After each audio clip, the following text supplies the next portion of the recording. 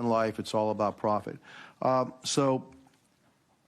McCraw, have you told has the Biden administration gotten the word of what it is they need to do in order to fix the problem at the border? They have a lot of smart people back there. It'd be impossible not to know what's the right thing to do. This is not rocket science. I agree. And so, do you think that do you think the President of the United States is dumb? I'm not going to comment on that. Do you think that I don't even see it. Do you think that the Secretary of Homeland Security is dumb? Certainly he's not. Okay. There's no question. So the only thing you can come up with is this is done on purpose. There's no, I can't see it otherwise. It's done on purpose. I don't know that it's meant to be malevolent and to rot the problems it has, but it certainly has. Well, you'd have to be pretty dumb not to see that what you're doing is malevolent and it actually has real dire consequences in the United States. So it's actually done on purpose. Yeah. I've come to that conclusion a long time ago. Yeah. They're actually doing this on purpose. Yeah, right? Whatever the reasons, why, I don't know. Yeah, whatever the reasons, because this is not a political issue, it's a public safety issue, and it hurts. I got it. So now, okay, now that we know that it's on purpose, okay, now let's move on to something else, okay? All right. How many different cartels are there on the southern border? Well, in Texas, which we focus on, there's 6 Mexican cartels that operate. Do you have any intelligence on how many are members of the, how many members of the cartels have on the border, on the southern, on the Mexican side? No. You don't? No. We've got some estimations in terms of working with DEA along those lines, but exact numbers. No, not exact. What's your estimation? I wouldn't even want to, because the extensions of the cartels, I wouldn't even to project in terms of how many members, but clearly there's as many members of the cartel than there are in gangs in Texas, and we've identified over 100,000 gang members. So it's so at least 100,000. You think at least 100,000 of it? There's going to be, because at some point, and whether they're directly or indirectly cartel members, there's no question they've got an army of people down there. In fact, I mean, we know from past experience, the Zetas, the whole Zeta part, were former Mexican military that went over to be the enforcement arm of the cartel. The Gulf cartel moved over, created its own cartel. So you have this continuing, rebranding and splitting of cartels, and they continue to, as we've talked about before, metastasized. Does the Mexican military have the capacity to deal with these cartels? They haven't demonstrated the capacity to deal with the cartels. But do you think they have the capacity? I don't know. Okay. Because the capacity includes will. Well, that's my next question. You beat me to the punch, yeah. Because then do you think they have the will? Well, I know the government of Mexico does not have the will. Thank you. I do too. I think the government of Mexico does not have the will. They may have the will if the drugs that are poisoning us were actually poisoning the Mexican people. So I really have starting to have some doubts about where this government of Mexico lies. I mean, is there a deal, a secret alliance, something that says, hey, keep the drugs out of Mexico, okay, and I'll leave you alone. You can go ahead and poison the Americans all you want. There's no news to the fact that Mexico has had issues with corruption as it relates to the Mexican cartels. And yet the policies of the Biden administration actually helps the cartels because they're making huge profits off of immigration, right? So Twitter didn't give me access to my laptop, but Special Agent Chan has said publicly, and the FBI has confirmed, that those documents did not relate to Hunter Biden, and that's my recollection of them. What did they relate to? My interactions with Agent Chan and with the FBI almost entirely focused on what the FBI called malign foreign interference, things like Russian troll farms and Iranian involvement in the elections, not on any type of domestic Any of the activity. information on there classified? No, sir, I do not hold a security clearance, and so I would not have received any classified information. Who does hold a security clearance? I'll just go to the second email here. I'm just curious about this. What I propose is that 30 days out from the election, this is another email to you from Mr. Chan. 30 days, we get temporary clearances. You pick who they are. Who were the people at Twitter who had a security clearance? To be honest, sir, I'm not sure, and we never ultimately followed through on this plan to get temporary clearances. Did anyone at Twitter have a security clearance? It's my understanding that at least some current or former employees did hold clearances, but I wasn't certain about that. Ms. Gaddy, do you know if anyone took up Mr. Chan's offer to hand out security clearances 30 days before the 2020 election? Not that I'm aware. So we don't know how many people had security clearances. Twitter, do we know? Mr. Baker, Mr. Gaddy, Ms. Gaddy, anyone know how many people on Twitter had a security clearance in the 30 days prior to the election? I don't know the answer to that question, Ms. sir. Gaddy? I do not know. Mr. Roth, you don't know? No, sir. Well, how about the last one? Ms. Navaroli, do you know? No. I mean, it seemed like the offer was to sort of just hand them out like candy. I just wondered who had them. No one knows? Okay. So the FBI didn't tell you that it was fake, didn't tell you that it was hacked. And Mr. Roth, did the story violate your policies? In my judgment at the time, no, it did not. Yeah, that's what you said. Said what I would propose, is you said it isn't clearly a violation of our hack materials policy, nor is it clearly a violation of anything else. So I think what a lot of people are wondering is if it didn't violate your policies and they didn't tell you it was fake, didn't tell you it was hacked, why'd you take it down? The company made a decision that found that it did violate the policy. It wasn't my personal judgment at the time that it did, but the decision was communicated to me by my direct supervisor, and ultimately, I didn't disagree with it enough to object to You know what I think happened, Mr. Roth? I think you guys got played. I think you guys wanted to take it deep down. We saw what the chairman put up where you said, everyone in the White House is a fascist. I think you guys wanted it to be taken down. I think you meet with these guys every week. We know that's been established in the Twitter files. You had weekly meetings with Mr. Chan in the run-up to the election. They send you all kinds of emails. They send you documents on the super secret James Bond teleporter. You get information on that. I think you guys wanted to take it down. I think you guys got played by the FBI. And that's the scary part. Because we had 50, this to me is the real takeaway. 51 former intelligence officials 5 days after you guys take down the Hunter Biden story and block the New York Post account. 5 days later, 51 former intel officials send a letter and they say, the Hunter Biden story has all the classic earmarks of a Russian information operation. The information operation was run on you guys, and then by extension run on the American people. And that's the concern. And to Mr. Raskin's point that you guys aren't bound by the First Amendment because you're a private company, okay, maybe so, but your terms of service don't have to comply with the First Amendment. Would that be right, Mr. Roth? They don't have to. You've said that as much in your testimony.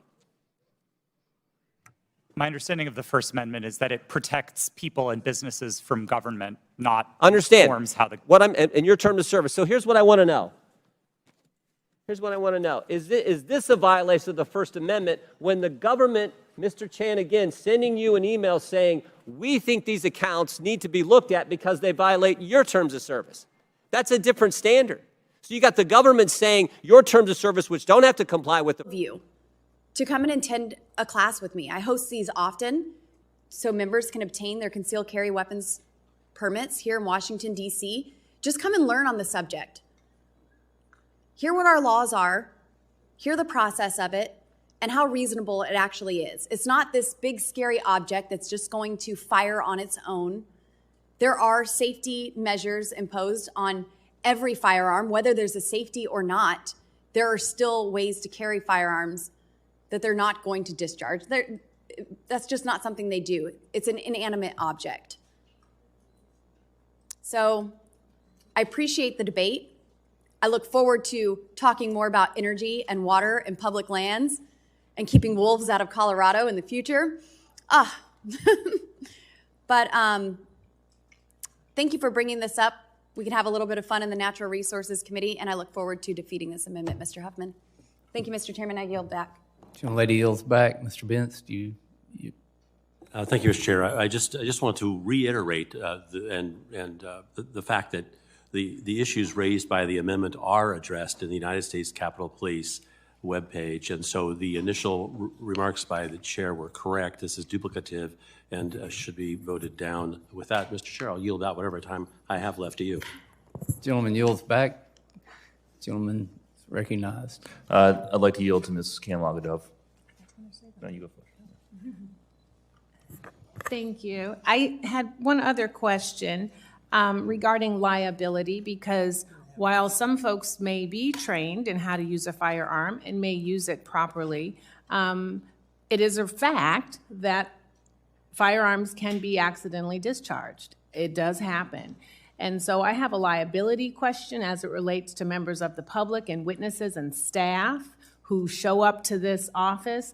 I mean, into this committee room and probably are not thinking that they have to wear Kevlar now. You know, what are the liability concerns and what are the responses to that if a firearm is accidentally discharged? I would say that the responsibility is the same as it is in every other committee in the House, as no other committee has this rule in the House. We will follow House rules. Does the gentlelady yield back?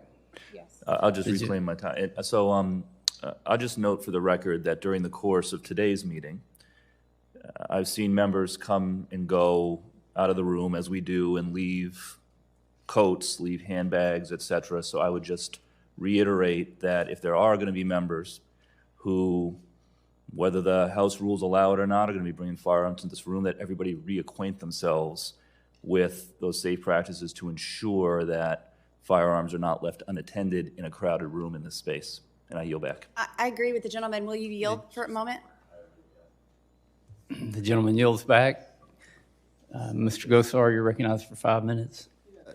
So first of all, a couple misnomers. The gun doesn't discharge by itself.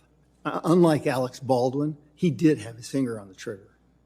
Number two is, I always thought you guys were the opposition. The enemy was always the Senate. And I think that's what we have to get back down, is to looking at legislation that helps the people. I think this conversation has gone far too long. I think we need to get back to business. Thank you. I yield back. Will the gentleman yield? Yes. Thank you. I'd like to take advantage of just a couple of minutes. I spent a decade of my life training firearms for law enforcement, military around the world. I'm a concealed carry permit, and I would just like to say there's probably nothing about this conversation that I like on both sides. And Mr. Huffman, I associate myself with Mr. Lamborn. That's not a question I feel is appropriate to ask, and would never ask that. Maybe under oath I would answer that, but otherwise I'm not going to answer that.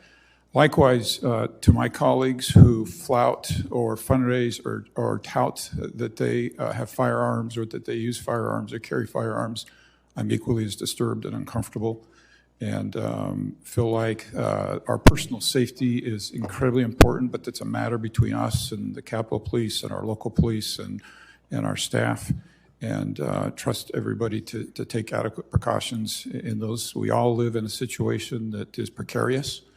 I'm often amazed that some local officials have an escort of police officers. As a member of 435, I have realized just how disposable I am.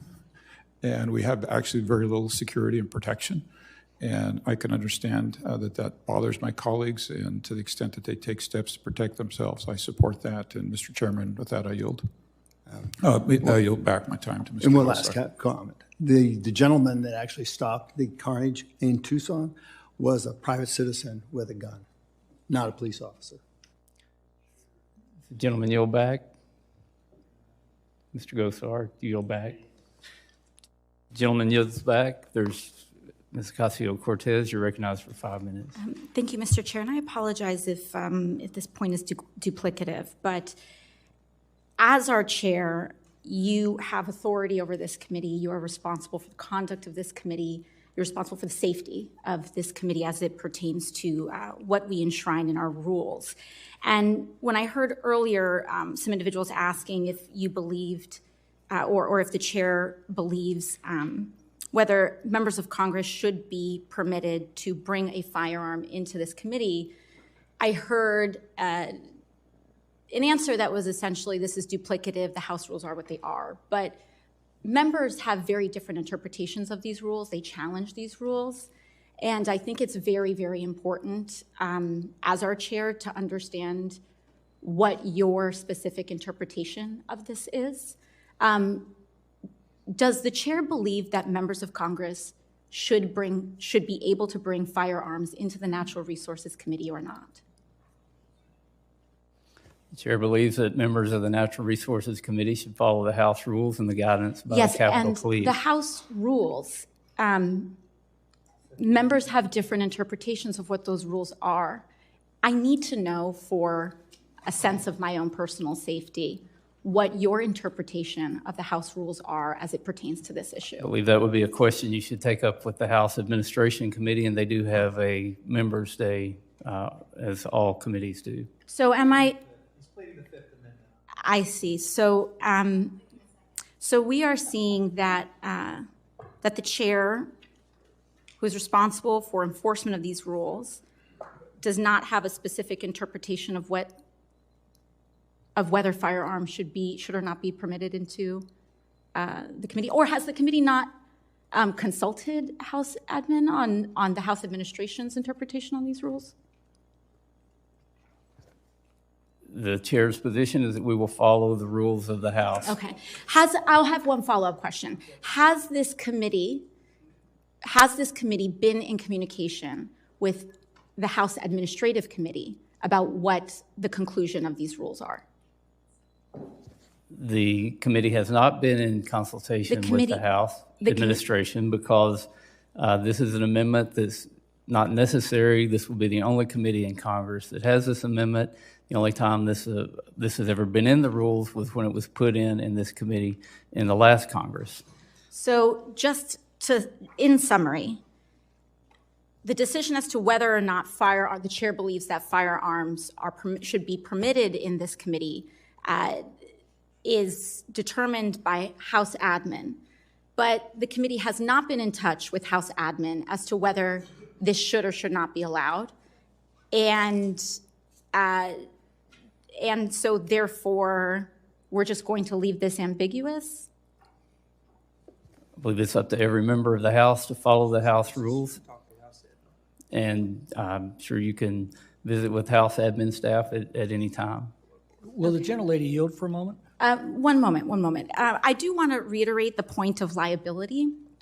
I think that if we're in this point of having to just all take our safety into our own hands, then does the chair believe that members of Congress should also be pursuing legal avenues in order to protect ourselves as well? The chair believes that's an issue to take up with the House admin, and the chair also believes that we should be focusing on the issues that this committee is chartered to focus on. I agree. Thank you very much. I yield. Now will the gentlelady just yield a little bit Yes. of time before? Yes. By show of hands, we just had members of this committee indicate that they do plan to bring guns into this committee room. No, said you asked if we would want to. I Nobody also said then planned. asked who feels Committee so will- threatened in their safety that they would need to bring guns in.